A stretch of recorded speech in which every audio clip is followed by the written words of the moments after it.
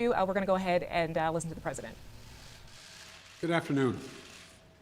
I want to speak today to the unfolding situation in Afghanistan, the developments that have taken place in the last week, and the steps we're taking to address the rapidly evolving events. My national security team and I have been closely monitoring the situation on the ground in Afghanistan and moving quickly to execute the plans we had put in place to respond to every constituency, including the rapid collapse we're seeing now.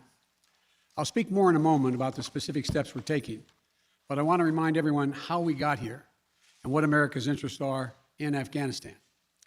We went to Afghanistan almost 20 years ago with clear goals: get those who attacked us on September 11, 2001, and make sure al-Qaeda could not use Afghanistan as a base from which to attack us again. We did that. We severely degraded al-Qaeda in Afghanistan. We never gave up the hunt for Osama bin Laden, and we got him. That was a decade ago. Our mission in Afghanistan was never supposed to have been nation building. It was never supposed to be creating a unified, centralized democracy. Our only vital national interest in Afghanistan remains today what it has always been: preventing a terrorist attack on America's homeland. I've argued for many years that our mission should be narrowly focused on counterterrorism, not counterinsurgency or nation building. That's why I opposed the surge when it was proposed in 2009 when I was vice president. And that's why, as president, I'm adamant that we focus on the threats we face today in 2021, not yesterday's threats. Today, the terrorist threat has metastasized well beyond Afghanistan. Al-Shabaab in Somalia, al-Qaeda in the Arabian Peninsula, al-Nusra in Syria, ISIS attempting to create a caliphate in Syria and Iraq, and establishing affiliates in multiple countries in Africa and Asia. These threats warrant our attention and our resources. We conduct effective counterterrorism missions against terrorist groups in multiple countries where we don't have permanent military presence. If necessary, we'll do the same in Afghanistan. We've developed counterterrorism over-the-horizon capability that will allow us to keep our eyes firmly fixed on the direct threats to the United States in the region and act quickly and decisively if needed. When I came into office, I inherited a deal that President Trump negotiated with the Taliban. Under his agreement, U.S. forces would be out of Afghanistan by May 1, 2021, just a little over 3 months after I took office. U.S. forces had already drawn down during the Trump administration from roughly 15,500 American forces to 2,500 troops in country. And the Taliban was at its strongest militarily since 2001. The choice I had to make as your president was either to follow through on that agreement or be prepared to go back to fighting the Taliban in the middle of the spring fighting season. There would have been no ceasefire after May 1. There was no agreement protecting our forces after May 1. There was no status quo of stability without American casualties after May 1. There was only the cold reality of either following through on the agreement to withdraw our forces or escalating the conflict and sending thousands more American troops back into combat in Afghanistan, lurching into the third decade of conflict. I stand squarely behind my decision. After 20 years, I've learned the hard way that there was never a good time to withdraw U.S. forces. That's why we're still there. We were clear-eyed about the risks. We planned for every contingency, but I always promised the American people that I would be straight with you. The truth is, this did unfold more quickly than we had anticipated. So what's happened? Afghanistan political leaders gave up and fled the country. The Afghan military collapsed, sometime without trying to fight. If anything, the developments of the past week reinforced that ending U.S. military involvement in Afghanistan now was the right decision. American troops cannot and should not be fighting in a war and dying in a war that Afghan forces are not willing to fight for themselves. We spent over $1 trillion. We trained and equipped an Afghan military force with some 300,000 strong, incredibly well equipped, a force larger in size than the militaries of many of our NATO allies. We gave them every tool they could need. We paid their salaries, provided for the maintenance of their Air Force, something the Taliban doesn't have. Taliban does not have an Air Force. We provided close air support. We gave them every chance to determine their own future. What we could not provide them was the will to fight for that future. There's some very brave and capable Afghan special forces units and soldiers. But if Afghanistan is unable to mount any real resistance to the Taliban now, there is no chance that 1 year, 1 more year, 5 more years, or 20 more years of U.S. military boots on the ground would have made any difference. And here's what I believe to my core. It is wrong to order American troops to step up when Afghanistan's own armed forces would not.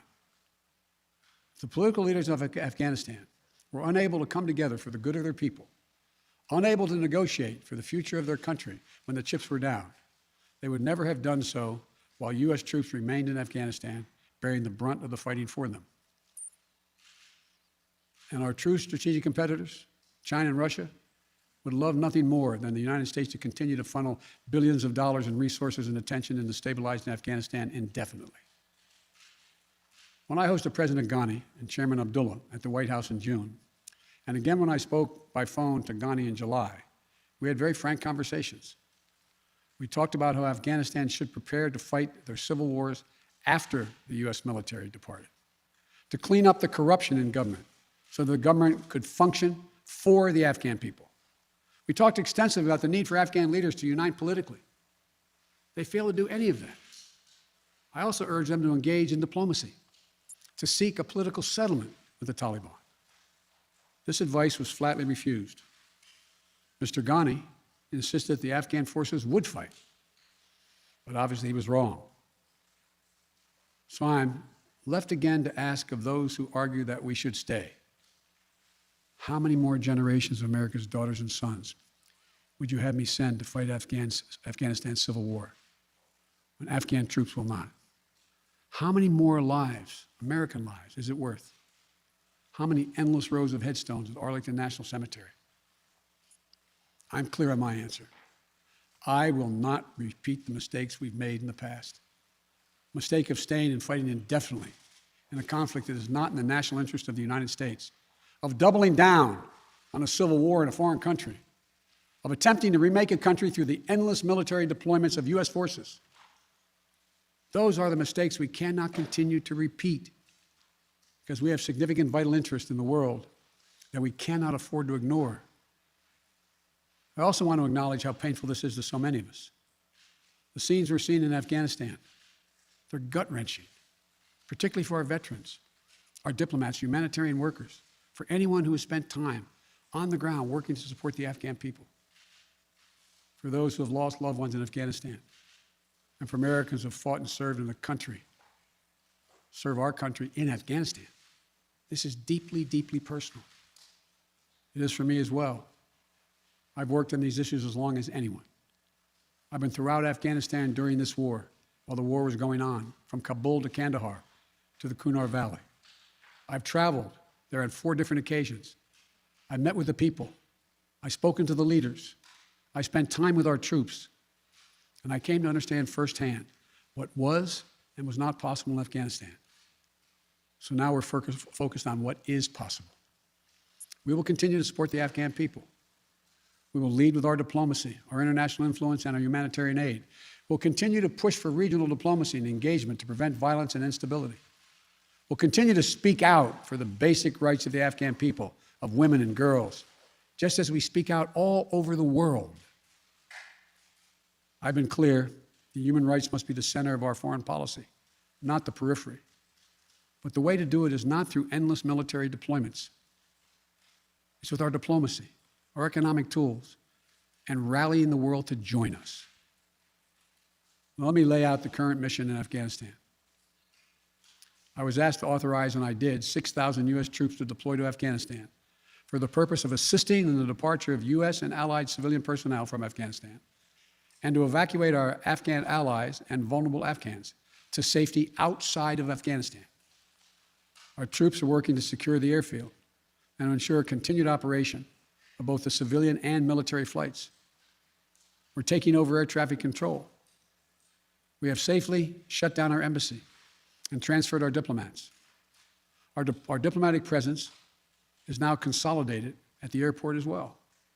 Over the coming days, we intend to transport out thousands of American citizens who have been living and working in Afghanistan.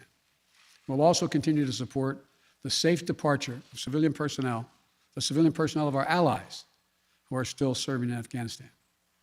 Operation Allies Refugee, which I announced back in July, has already moved 2,000 Afghans who are eligible for special immigration visas and their families to the United States. In the coming days, the U.S. military will provide assistance to move more SIV-eligible Afghans and their families out of Afghanistan. We're also expanding refugee access to cover other vulnerable Afghans who work for our embassy, U.S. non-governmental agencies, or U.S. non-governmental organizations, and Afghans who otherwise are at great risk in U.S. news agencies. I know there are concerns about why we did not begin evacuating Afghan civilians sooner. Part of the answer is some of the Afghans did not want to leave earlier, still hopeful for their country. And part of it because the Afghan government and its supporters discouraged us from organizing a mass exodus to avoid triggering, as they said, a crisis of confidence. American troops are performing this mission as professionally and as effectively as they always do, but it is not without risks. As we carry out this departure, we have made it clear to the Taliban, if they attack our personnel or disrupt our operation, the U.S. presence will be swift and the response will be swift and forceful. We will defend our people with devastating force if necessary. Our current military mission will be short in time, limited in scope, and focused in its objectives. Get our people and our allies as quickly as possible. And once we have completed this mission, we will conclude our military withdrawal. We will end America's longest war after 20 long years of bloodshed. The events we're seeing now are sadly proof that no amount of military force would ever deliver a stable, united, secure Afghanistan, as known in history as the graveyard of empires. What's happening now could just as easily happen 5 years ago or 15 years in the future. You have to be honest. Our mission in Afghanistan has taken many missteps, made many missteps over the past 2 decades. I'm now the 4th American president to preside over war in Afghanistan, 2 Democrats and 2 Republicans. I will not pass this responsibility on to a 5th president. I will not mislead the American people by claiming that just a little more time in Afghanistan will make all the difference. Nor will I shrink from my share of responsibility for where we are today and how we must move forward from here. I am President of the United States of America, and the buck stops with me. I'm deeply saddened by the facts we now face. But I do not regret my decision to end America's warfighting in Afghanistan and maintain a laser focus on our counterterrorism missions there and other parts of the world. Our mission to degrade the terrorist threat of al-Qaeda in Afghanistan and kill Osama bin Laden was a success. Our decades-long effort to overcome centuries of history and permanently change and remake Afghanistan was not, and I wrote and believed it never could be. I cannot and will not ask our troops to fight on endlessly in another country's civil war, taking casualties, suffering life-shattering injuries, leaving families broken by grief and loss. This is not in our national security interest. It is not what the American people want. It is not what our troops, who have sacrificed so much over the past 2 decades, deserve. I made a commitment to the American people when I ran for president that I would bring America's military involvement in Afghanistan to an end. While it's been hard and messy, and yes, far from perfect, I've honored that commitment. More importantly, I made a commitment to the brave men and women who serve this nation that I wasn't going to ask them to continue to risk their lives in a military action that should have ended long ago. Our leaders did that in Vietnam when I got here as a young man. I will not do it in Afghanistan. I know my decision will be criticized, but I would rather take all that criticism than pass this decision on to another president of the United States, yet another one, a 5th one, because it's the right one, it's the right decision for our people, the right one for our brave service members who risk their lives serving our nation, and it's the right one for America. Thank you. May God protect our troops, our diplomats, and all brave Americans serving in harm's way.